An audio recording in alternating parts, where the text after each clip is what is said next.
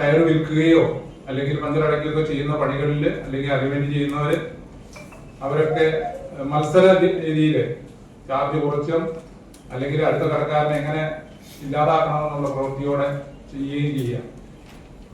മിക്ക ദിവസങ്ങളിലും കടകളിൽ പ്രശ്നങ്ങൾ ഉണ്ടാകുക.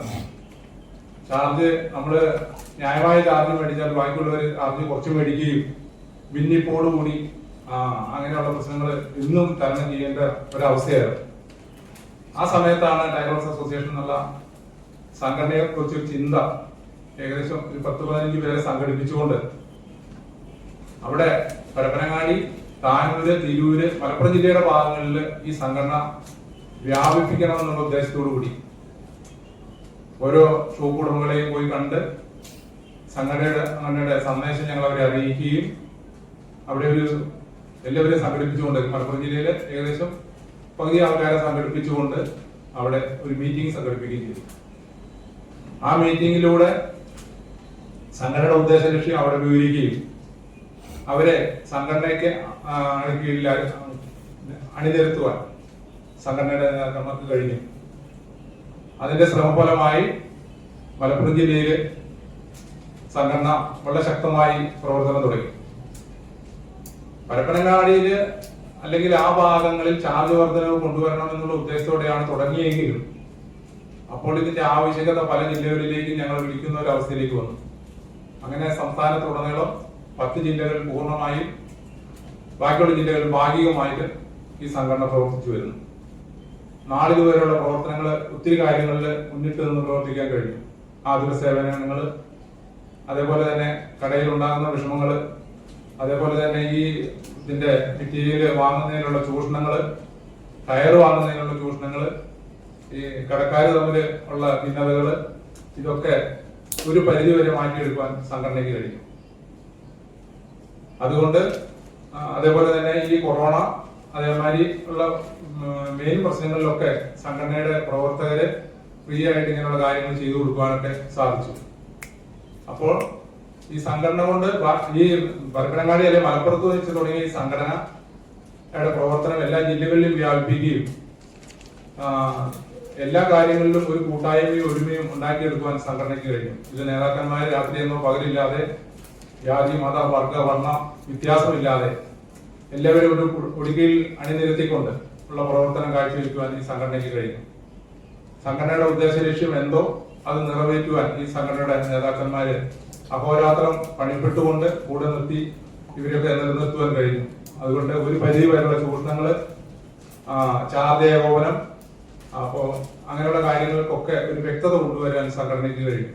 അതിന്റെ ഉന്നമനത്തിനായി കടകളെല്ലാം വെറും ആമറും 2 ലിവറും വെച്ച് ഉപയോഗിച്ചുകൊണ്ട് കടകൾ നടത്തിയിരുന്നവരൊക്കെ അത്യാവശ്യം ടയറുകൾ, പുതിയ ടയറുകൾ, സെക്കൻഡ് ഹാൻഡ് ടയറുകൾ, അതേമാതിരി തന്നെ ആമറും ലിവറുമായിട്ട് ടയറിന്റെ ഡിസ്കിൽ അടിച്ച് ടയർ കേടുവരുത്തുക, അങ്ങനെയുള്ള കുഴപ്പങ്ങളൊക്കെ വന്നുകൊണ്ടിരുന്ന അവസ്ഥയിൽ ടയർ ചെയ്തിരുന്ന ആധുനിക ടെക്നോളജികൾ, അതേമാതിരി നമ്മുടെ നൈട്രജൻ മെഷീൻ, ലിവറുകളൊക്കെ അതെല്ലാം ആധുനിക രീതിയിലായി ആക്കുകയും ഒരു പഞ്ചർകട എന്നുള്ള അവസ്ഥ മാറ്റി ടയർ ഷോപ്പ് എന്നുള്ള ഒരു അവസ്ഥയിലേക്ക് കൊണ്ടുവരുവാൻ സംഘടനയ്ക്ക് കഴിയും. ഒത്തിരി കാരുണ്യ പ്രവർത്തനങ്ങളും ഐക്യതയോടെ പലർക്കും ഈ മാരകമായ രോഗങ്ങൾ വരുമ്പോൾ സഹായിക്കുകയും, അതേപോലെ തന്നെ സംഘടനയുടെ ഉദ്ദേശ ലക്ഷ്യം ഓരോ കടകളിലും ഒരു ബോക്സ് വയ്ക്കുകയും, ചാരിറ്റിയുടെ ബോക്സ് വയ്ക്കുകയും, അവിടെ നിന്ന് ആദ്യം പഞ്ചറടയ്ക്കുകയോ കാറ്റടിക്കുകയോ എന്ത് ചെയ്യുന്നതാണ് ആദ്യത്തെ പൈസ ആ ബോക്സിൽ ഇടുകയും ആ പൈസ ഇങ്ങനെ കാരുണ്യ പ്രവർത്തനങ്ങൾക്ക് ഉപയോഗിക്കുക. മേഖലയിലുള്ളവർക്ക് ക്യാൻസർ, അങ്ങനെയുള്ള മാരക രോഗത്തിന്റെ അനുസരിച്ച് അവരെ സഹായിക്കുവാനും ഈ സംഘടനയ്ക്ക് കഴിഞ്ഞിട്ടുണ്ട്.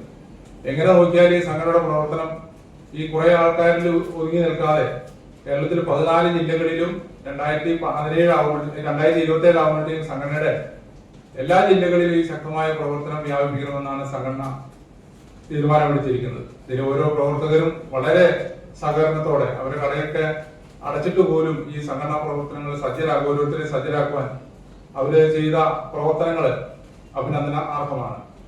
ഞങ്ങൾക്ക് പറയാനുള്ളത്, കൺവെൻഷൻ നടക്കുമ്പോഴും കണ്ണൂർ ജില്ലയിലായാലും എവിടെയായാലും നിങ്ങളുടെ മാധ്യമ പ്രവർത്തകരുടെ സഹകരണം ഞങ്ങൾക്ക് ഉണ്ടാവണം. കൺവെൻഷനിൽ നിങ്ങളുടെ സഹകരണം ഉണ്ടാവണം. പിന്നെ ഈ കൂട്ടായ്മ നിലനിൽക്കുന്നത് കൊണ്ട് ടയർ ഷോപ്പ് നടത്തുന്നവർക്ക് വളരെ സന്തോഷമുള്ള ഒരു കാലമാണെന്ന് അറിയാൻ ഞങ്ങൾക്ക് അതിയായ സന്തോഷമുണ്ട്. കാരണം വളരെ സന്തോഷത്തോടെ തന്നെ കട തുറന്നാൽ വളരെ സന്തോഷത്തോടെ തന്നെ കട അടയ്ക്കുന്ന ഒരു അവസ്ഥയിലേക്ക് വന്നു, ന്യായമായ ചാർജ് വർധനകളുടെ.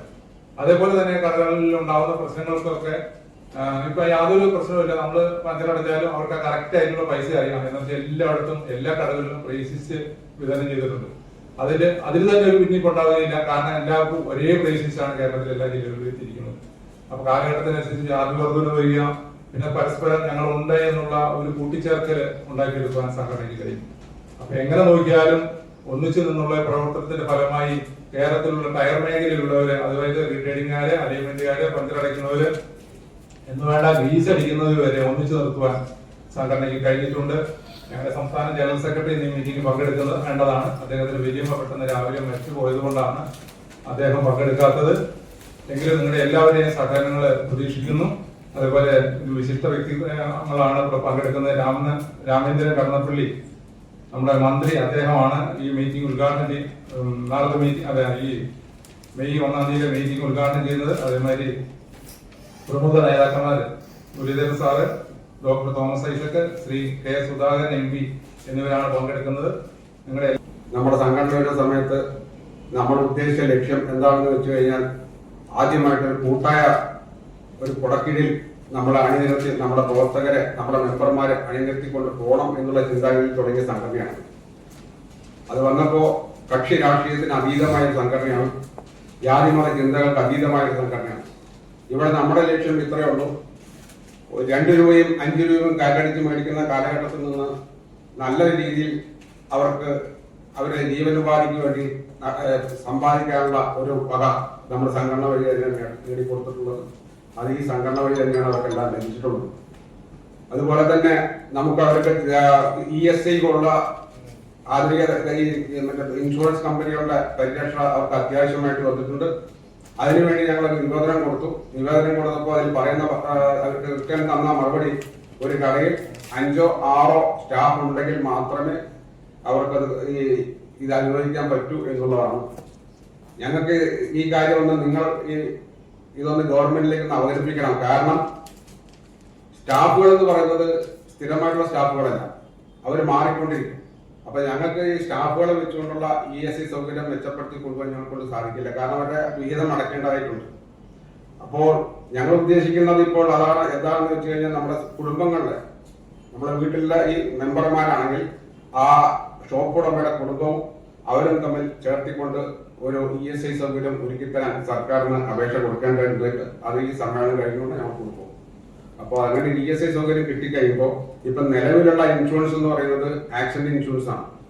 അത് പ്രൈവറ്റ് കമ്പനികളുടെ ചിലപ്പോൾ 500 രൂപയായിരിക്കും പ്രീമിയം, ചിലപ്പോൾ 600 ആവാം. ഒരു വർഷത്തിനുള്ളിൽ അത് നടക്കും. ആക്സിഡന്റിന് മാത്രമേ അത് കിട്ടുള്ളൂ. മറ്റുള്ള ചികിത്സാ രംഗത്തേക്കുള്ള നമ്മുടെ അതായത് ക്യാൻസർ പോലുള്ള മാരക രോഗങ്ങൾ, അതുപോലെ തന്നെ ആസ്മ പോലുള്ള രോഗങ്ങൾ, പനി പിടിച്ച് കിടന്നാലോ മറ്റുള്ള കാര്യങ്ങൾക്കോ നമുക്ക് ആ ചികിത്സാ സൗകര്യം കിട്ടില്ല. അപ്പൊ ഈ ചികിത്സാ സൗകര്യം എന്ന് പറയുന്നത് ആക്സിഡന്റ് മാത്രം കിട്ടിക്കൊണ്ടിരിക്കുന്ന ഒരു പോളിസിയായിട്ട് നമുക്ക് മുന്നോട്ട് പോകാൻ സാധിക്കാതെ വരികയാണ്. അപ്പൊ അതിലേക്ക് ESI സൗകര്യം കൂടെ മെച്ചപ്പെടുത്തി കൊണ്ടുപോകാനുള്ള ഒരു സംഘത്തിലേക്ക് നമ്മുടെ നിവേദനം മുഖ്യമന്ത്രിക്ക് ഈ സമ്മേളനം കഴിയുന്നത് ഞങ്ങൾ കൊടുക്കും. അതുപോലെ തന്നെയാണ് എല്ലാവരുടെയും ഈ ആധുനിക ടെക്നോളജി എന്ന് പറഞ്ഞു ബഹുമാനപ്പെട്ട സംസ്ഥാന പ്രസിഡന്റ്. ഈ ആധുനിക ടെക്നോളജി എന്ന് പറയുമ്പോ നേരത്തെ വന്നത് ട്യൂബും ടയറും കാറ്റടിച്ചുകൊണ്ട് വരുന്ന സംവിധാനമായിരുന്നു. ഇപ്പൊ ട്യൂബ്ലെസ് ടയറായി, ട്യൂബ് വേണ്ടാത്തൊരവസ്ഥയിലേക്ക് വന്നു. ഇനി എയർലെസ് ടയർ വരാൻ പോകണം. അപ്പൊ നമ്മുടെ ഈ ടെക്നോളജിയിൽ നമ്മൾ ഉണ്ടാക്കിയുള്ള സാധനങ്ങളൊക്കെ തന്നെ മാറ്റിക്കൊണ്ട് നമ്മുടെ ടെക്നോളജി പുതിയൊരു ടെക്നോളജിയിലേക്ക് നമുക്ക് വരേണ്ടതായിട്ടുണ്ട്. അപ്പൊ അങ്ങനെ വരുമ്പോൾ അതിന് ട്രെയിനിങ് പോലുള്ള സംഗതികൾ നമുക്ക് ആ മെമ്പർമാർക്ക് കൊടുക്കേണ്ടതായിട്ടുണ്ട്. എങ്കിൽ മാത്രമേ ഈ മേഖലയെ പിടിച്ചു നിർത്താൻ പറ്റുള്ളൂ. കാരണം ഇത് ടെക്നോളജി മാറി വരുന്ന അനുസരിച്ച് ഇതിന് സംവിധാനങ്ങൾ മാറിക്കൊണ്ടിരിക്കുകയാണ്. പണ്ട് സംസ്ഥാന പ്രസിഡന്റ് പറഞ്ഞ പോലെ തന്നെ ഒരു ചിറ്റിയിൽ ലിവറും വെച്ച് ഒരു കമ്പസ്റ്ററും വെച്ചിരിക്കുന്നതിന് പകരം ഇപ്പൊ ടയർ ചേഞ്ചർ തൊട്ട് എയർ ഗണ്ണ് തൊട്ട് എല്ലാ സാധനങ്ങളും വാങ്ങേണ്ട ഒരു ഘട്ടത്തിലേക്കാണ് നമ്മൾ എത്തിയിരിക്കുന്നത്. ഇനി അതിൽ നിന്ന് മാറി എയർലൈൻകാർ വന്നു കഴിഞ്ഞാൽ ഏത് രീതിയിൽ പോകും എന്നുള്ള കാര്യത്തിൽ ശങ്കയുണ്ട്. എന്തായാലും വരും എന്ന കാര്യത്തിൽ ഉറപ്പുണ്ട്. അപ്പൊ അതുകൊണ്ട് അതിനെ കൂടി പരിഹരിച്ചുകൊണ്ട് എന്തൊക്കെ ചെയ്യണം എന്നുള്ളത് ഞങ്ങൾ ഈ സമ്മേളനത്തിൽ വിശദമായി ചർച്ച ചെയ്യും. അതിനനുസരിച്ചുള്ള പ്രവർത്തനമായിട്ട് മുന്നോട്ട് പോകണം. അപ്പൊ അത് എല്ലാ കാര്യത്തിനും ഇപ്പോ നമ്മൾ മാധ്യമ പ്രവർത്തകരുടെയും ഇവിടുത്തെ ഈ എല്ലാവിധ സൗകര്യങ്ങളോട് പ്രവർത്തിക്കുന്ന ചാനൽ ചർച്ചയിലൂടെ നമ്മളെ ഈ വിവരങ്ങളൊക്കെ സർക്കാരിലേക്ക് എത്തിച്ചു തരണം എന്ന് മാത്രം നിങ്ങളോട് അഭ്യർത്ഥിച്ചുകൊണ്ട് നിർത്തട്ടെ. നന്ദി, നമസ്കാരം.